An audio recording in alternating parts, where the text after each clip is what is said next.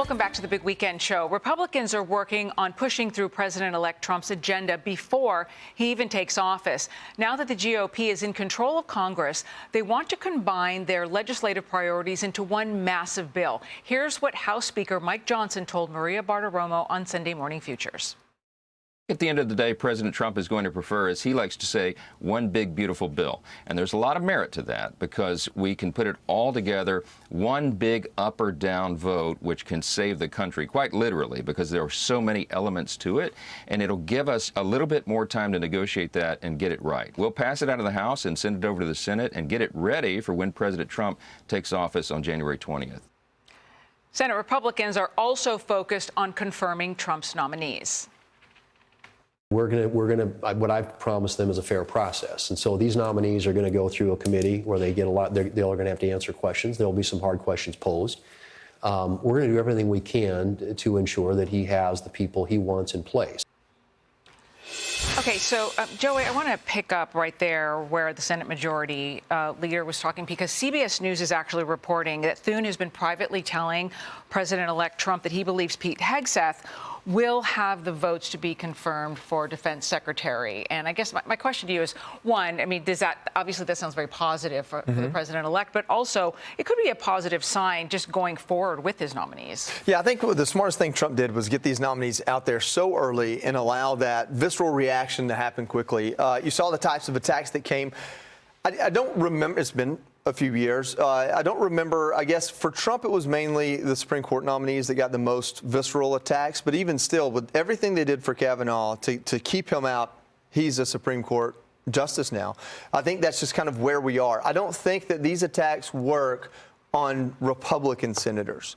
And I think Pete Hegseth specifically has had the opportunity to sit down with those that were signaling objection and answer questions and make them feel better about his nomination. Ultimately, I think it's pretty obvious. President Trump is not going to take a 30-year general who's been a part of what he considers to be the problem and make that the defense secretary. He's probably not going to take any of the senators who would like to be defense secretary and give it to them either. So what is your better option? I think Pete Hegseth is incredibly smart. And I think if anything we've learned in the last week is that we need a better security leadership in this country when it comes to FBI, Homeland Security, Department of Defense. So there's a better argument for all of these people today than there was 2 weeks ago. And it's tragic that that's the case, but I think that he's gained momentum more than he's lost in the last month, especially this week. Yeah, and Nicole, when it comes to the president-elect's agenda, I guess Republicans in the House in particular have to be really careful not to get in their own way.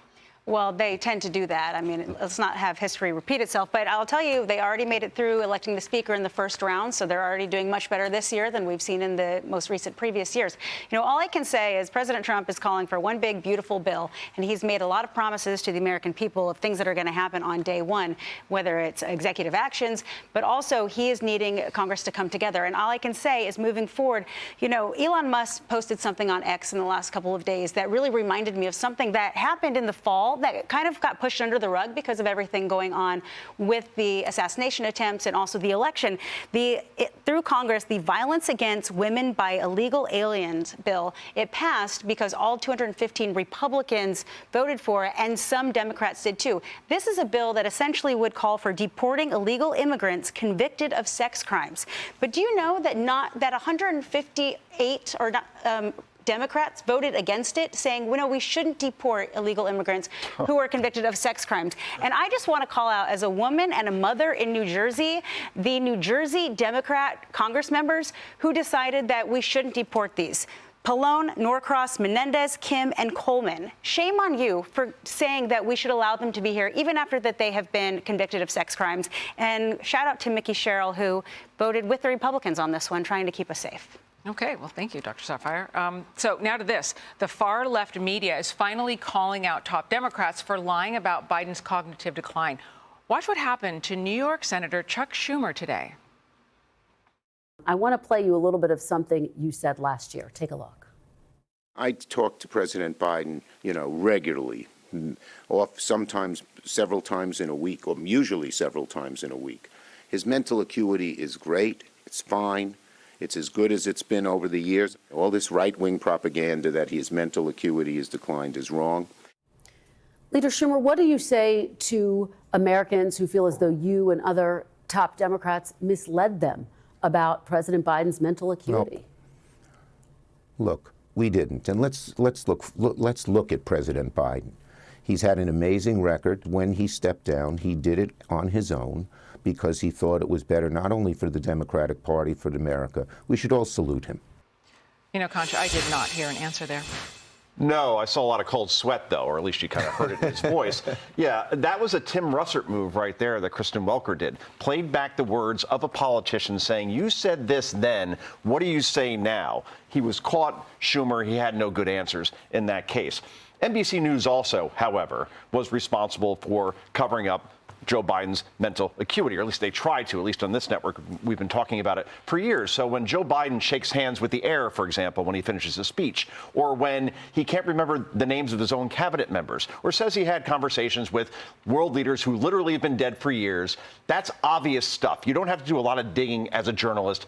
And obviously, Chuck Schumer, Democrats, this is one of the biggest attempted cover-ups in American political history. Obviously, it didn't work. Then we saw Joe Biden's brain turn to applesauce on June 27th in Atlanta during that debate, and everybody's acted so shocked. But quite frankly, we've known this for years, that this president should not be a golf starter at your local golf club, let alone be the president of the United States. Yet, here he is still for the next 15 days.